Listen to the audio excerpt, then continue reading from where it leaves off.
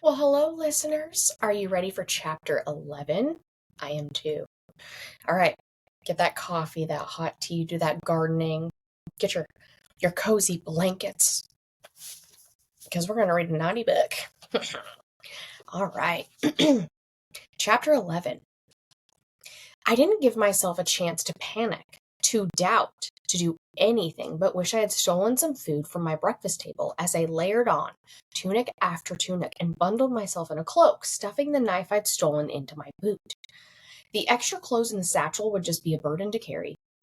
My father, my father had come to take me, to save me. Whatever benefits Tamlin had given him upon my departure couldn't have been too tempting then. Maybe he had a ship prepared to take us far, far away.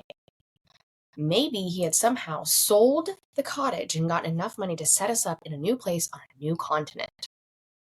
My father, my crippled, broken father, had come. A quick survey of the ground beneath my window revealed no one was outside, and the silent house told me that no one had spotted my father yet. He was still waiting by the hedge, now beckoning me. At least Tamlin had not returned. With a final glance at my room, listening for anyone approaching from the hall, I grasped the nearby trellis of wisteria and eased down the building. Oh, she's going to get herself in trouble! I winced at the crunch of gravel beneath my boots, but my father was already moving toward the outer gates, limping along with his cane. How had he even gotten here? There had to be horses nearby then. He was hardly wearing enough clothing for the winter that would await us once we crossed the wall. But I'd layered on so much that I could spare him some items if need be. Keeping my movements light and silent, carefully avoiding the light of the moon, I hurried after my father. He moved with surprising swiftness toward the darkened hedges and the gate beyond. Girl, you know how it's always like that one person that dies in the horror movie because they trip when they're running? It's like, I feel like that's what's taking place. Only a few hall candles were burning inside of the house. I didn't dare breathe too loudly. I didn't dare call for my father as he limped toward the gate. If we left now, if he indeed had horses, we could be halfway home by the time they realized I was even gone. Then we'd flee Tamlin, flee the blight that could soon invade our lands. My father reached the gates. They were already open, the dark forest beyond beckoning. He must have hidden the horses deeper in. He turned toward me, that familiar face drawn and tight, those brown eyes clear for once, and beckoned.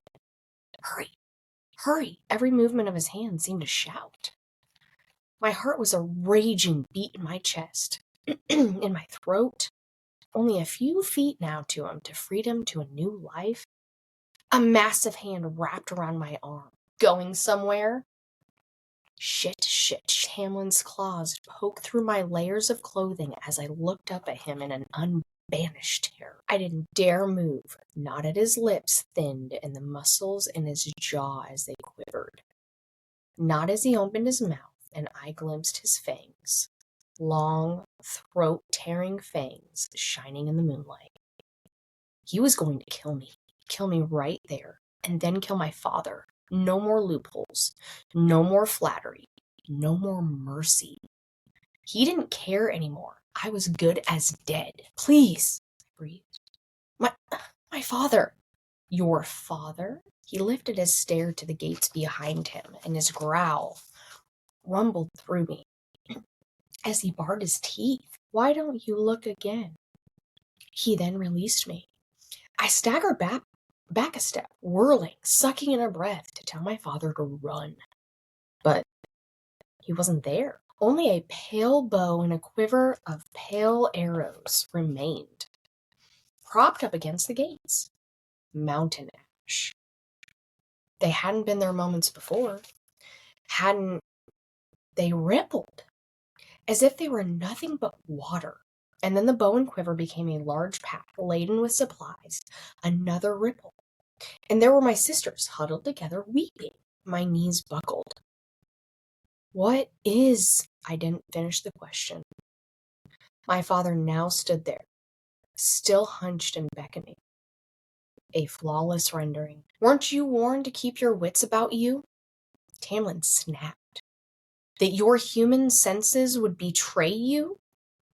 He stepped beyond me and let out a snarl so vicious that whatever the thing was by those gates shimmered with light and darted as fast as lightning, streaking through the dark. Fool, he said to me, turning. If you're ever going to run away, at least do it in the daytime. He stared me down, and the fangs slowly retracted. The claws remained. There are worse things than the bogue prowling these woods at night. That thing at the gates isn't one of them. And it still would have taken a good long devouring of you. Somehow, my mouth began working again. All of the things to say. I blurted, "Can you blame me? My crippled father appears beneath my window, and you think I'm going to not run for him? Did you actually think I'd gladly stay here forever, even if you'd taken care of my family, all for some treaty that had nothing to do with me and allows your kind to slaughter humans as you see fit?" He flexed his fingers as if trying to get the claws back in. But they remained out, ready to slice through flesh and bone. "What do you want, Farah?" "I want to go home." "Home to what exactly?" "You'd prefer that miserable human existence to this?" I made a promise, I said, breathing ragged, "to my mother when she died, that I'd look after my family, that I'd take care of them. All I have done every single day, every hour, has been for that vow. And just because I was hunting to save my family, to put food in their bellies, I'm now forced to break it." He stalked toward the house, and I gave him a wide berth before falling into step behind him. His claws slowly retracted. He didn't look at me as he said, "You are not breaking your vow. You are fulfilling it, and then some, by staying here. Your family is better cared for now than they were when you were there." Those chipped, miscolored paintings inside the cottage flashed in my vision. Perhaps they would forget who had even painted them in the first place. Insignificant. That's what all those years I'd given them would be, as insignificant as I was to these high fae. And that dream I'd had of one day living with my father, with enough food and money and pain, it had been my dream and no one else's. I rubbed at my chest. I can't just give up on it, on them, no matter what you say. Even if I had been a fool, a stupid human fool, to believe my father would ever actually come for me? Tamlin eyed me sidelong. "You're not giving up on them. Living in luxury, stuffing myself with food. How is that not? They are cared for, they are fed, and they are comfortable." Fed and comfortable. If he couldn't lie, if it was true, then it was beyond anything I dared ever hope for. Then my vow to my mother was fulfilled. It stunned me enough that I didn't say anything for a moment as we walked. My life was now owned by the treaty, but perhaps I'd been freed in another sort of way. We neared the sweeping stairs that led into the manor, and I finally asked Lucien. "Lucien goes on border patrol, and you've mentioned other sentries, yet I've never seen one here. Where are they all?" "At the border," he said, as if that were a suitable answer. Then he added, "We don't need sentries if I'm here," because he was deadly enough. I tried not to think about it, but still I asked, "Were you trained as a warrior then?" "Yes." When I didn't reply, he added, "I spent most of my life in my father's war band on the borders, training as a warrior to one day serve him or others. Running these lands was not supposed to fall to me." The flatness with which he said it told me enough about how he felt about his current title, about why the presence of his silver-tongued friend was necessary. But it was too personal, too demanding, to ask what had occurred to change his circumstances so greatly. So I cleared my throat, and I said, "What manner of fairies prowl the woods beyond this gate, if the bogue isn't the worst of them?" What was that thing? What I meant to ask was, what would have tormented and then eaten me? Who are you to be so powerful that they pose no threat to you? This is getting freaky. He paused on the bottom step, waiting for me to catch up. A puka. They use your own desires to lure you to some remote place, and then they eat you, and not in a good way. Slowly, it probably smelled your human scent in the woods and followed it to the house. I shivered and didn't bother to hide it. Tamlin went on. These lands used to be well guarded. The deadlier fairies were contained within the borders of their native territories, monitored by the local Fey lords or driven into hiding. Creatures like the puka never would have dared set foot here. But now, the sickness that infected Prithian has weakened the wards that kept them out. Long pause, like the words were choked out of him. Things are different now.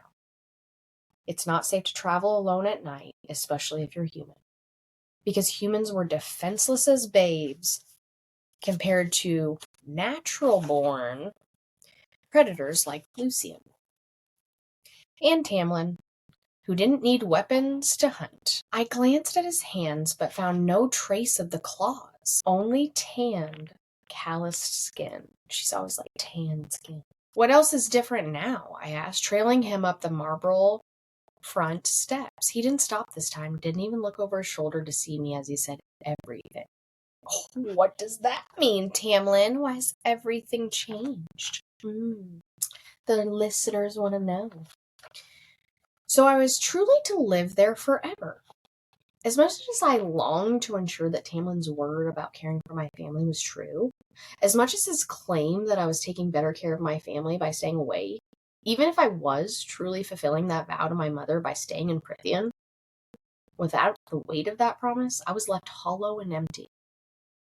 Over the next 3 days, I found myself joining Lucian on Andreas's old patrol while Tamlin hunted the grounds for the bow, unseen by us. Despite being an occasional bastard, Lucian didn't seem to mind my company, and he did most of the talking, which was fine. It left me to brood over the consequences of firing a single arrow. An arrow. I never fired a single one during those 3 days we rode along the border. That very morning, I'd spied a red doe in a glen and aimed out of instinct. My arrow poised to fly right into her eye as Lucian sneered that she was not a fairy, at least. But I stared at her, fat and healthy and content, and then slackened the bow, placed the arrow in my quiver, and let the doe wander on. Ooh, she's changing. I never saw Tamlin around the manor. Off hunting with the bow, day and night, Lucian informed me. Even at dinner, he spoke little before leaving early, off to continue his hunt, night after night. I didn't mind his absence. It was a relief, if anything. Girl, you know you'd be lying. On the third night after my encounter with the puka, I'd scarcely sat down before Tamlin got up, giving an excuse about not wanting to waste hunting time. Lucy and I stared after him for a moment. What I could see of Lucian's face was pale and tight. You worry about him, I said. Lucian slumped in his seat, wholly undignified for a Feylord. Tamlin gets into moods. He doesn't want your help hunting the bogue. He prefers being alone and having the bogue on our lands. I don't suppose you'd understand. The puka are minor enough not to bother him. But even after he's shredded the bogue, he'll brood over it. And there's no one who can help him at all? He would probably shred them for disobeying his order to stay away. Lucian studied the wine in his goblet. You don't hold on to power by being everyone's friend.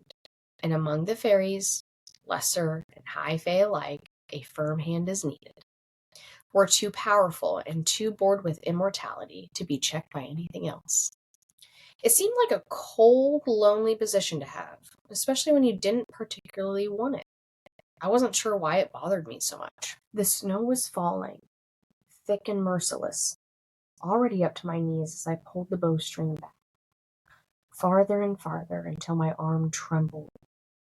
Behind me, a shadow lurked, No, watched. I didn't dare turn to look at it, to see who might be within that shadow, observing, not as the wolf stared at me across the clearing, just staring, as if waiting, as if daring me to fire the ash arrow. No, I didn't want to do it. Not this time. Not again. Not. But I had no control over my fingers. Absolutely none, and he was still staring as I fired. One shot straight through that golden eye.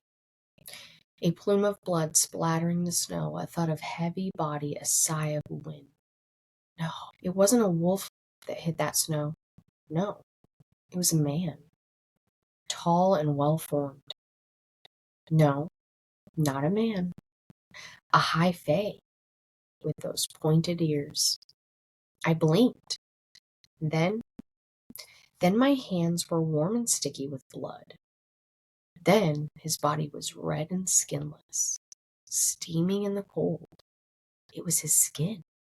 His skin that I held in my hands, and I threw myself awake, sweat slipping down my back, and forced myself to breathe, to open my eyes and know each detail of the night dark bedroom. Real. This was real. But I could still see that high fae male. Face down in the snow, my arrow through his eye, red and bloody all over from where I'd cut and peeled off his skin. Bile stung my throat. Not real. It was just a dream. Even if what I'd done to Andreas, even as Wolf, was... I scrubbed my face. Perhaps it was the quiet, the hollowness of the past few days. Perhaps it was only that I no longer had to think hour to hour about how to keep my family alive. But it was regret, and maybe shame, that coated my tongue, my bones. I shuddered as if I could fling it off, and kicked back the sheets to rise from the bed. Oh my gosh, chapter 12. You guys ready for chapter 12? Because I am too. All right. I couldn't entirely shake the horror, the gore of my dream as I walked down the dark halls of that manor. The servants and Lucian long since asleep. But I had to do something, anything, after that nightmare. If only to avoid sleeping. A bit of paper in one hand and a pen gripped in the other, I carefully traced my steps, noting the windows and doors and exits, occasionally jotting down vague sketches and X's on the parchment. It was the best I could do, and to any literate human, my markings would have made no sense. But I couldn't write or read more than basic letters, and my makeshift map was better than nothing. And if I were to remain here, it was essential to know the best hiding places, the easiest way out, should things ever go badly for me. I couldn't entirely let go of the instinct. Of course not. It was too dim to admire any of the paintings lining the walls, and I didn't dare risk a candle. These past 3 days, there had been servants in the halls when I'd worked up the nerve to go look at the art. And then part of me that spoke with Nesta's voice had laughed at the idea of an ignorant human trying to admire fairy art. Some other time then, I told myself, I would find another day, a quiet hour when no one was around, to look at them. I had plenty of hours now, a whole lifetime in front of me, perhaps. Perhaps I'd figure out what I wished to do with it. I crept down the main staircase, moonlight flooding the black and white tiles of the entrance hall. I reached the bottom, my bare feet silent on the cold tiles, and listened. Nothing. No one. I set my little map on the foyer table and drew a few X's and circles to signify the doors, the windows, the marble stairs of the front hall. I would become so familiar with the house that I could navigate it even if someone blinded me. A breeze announced his arrival, and I turned from the table toward the long hall to open the glass doors to the garden. I'd forgotten how huge he was in this form. Sorry, I got distracted by the fact that she said he was huge in this form. Forgotten the curled horns and lupine face, the bear-like body that moved with a feline fluidity.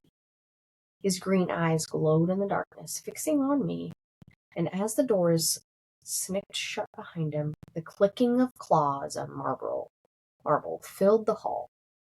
I stood there, not daring to flinch, to move a muscle. He limped slightly, and in the moonlight, dark, shining stains were left in his wake. Uh-oh. He continued toward me, stealing the air from the entire hall. He was so big that the space felt cramped like a cage. The scrape of a claw, a huff, uneven breathing, dripping of the blood.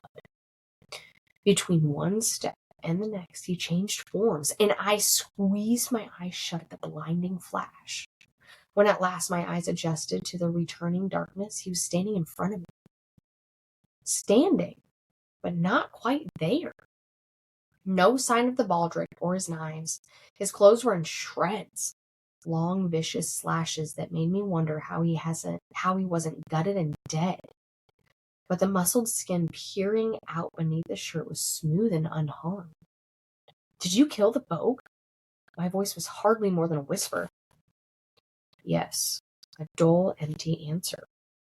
As if he couldn't be bothered to remember to be pleasant. As if I were at the very, very bottom of a long list of priorities. Well, yeah, he's hurt. You're hurt, I said, even more quietly. Indeed. His hand was covered in blood, even more splattering on the floor beneath him.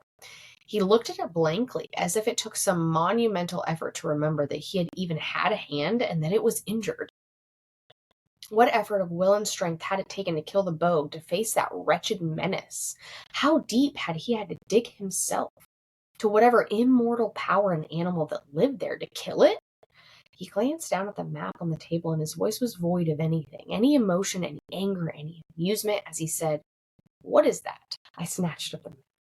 I thought I should learn my surroundings. Drip, drip, drip.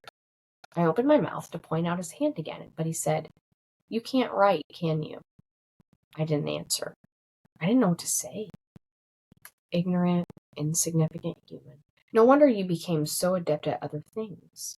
I suppose he was so far gone in thinking about his encounter with the Bogue that he hadn't realized the compliment that he'd given me. If it was a compliment. Another splatter of blood on the marble. Where can we clean up your hand? He lifted his head to look at me again, still and silent and weary. Then he said, "There's a small infirmary." Yes, take her into there. Just kidding. I'm sure she's just going to fix him up. I wanted to tell myself that it was probably the most useful thing I'd learned all night, but as I followed him there, avoiding the blood he trailed, I thought of what Lucian had told me about his isolation, that burden. Thought of what Tamlin had mentioned about how those estates should not have been his, and felt sorry for him. The infirmary was well stocked, but was more of a supply closet with a workable table than an actual place to host sick fairies. I suppose that was all they needed when they could heal themselves with their immortal powers, but this wound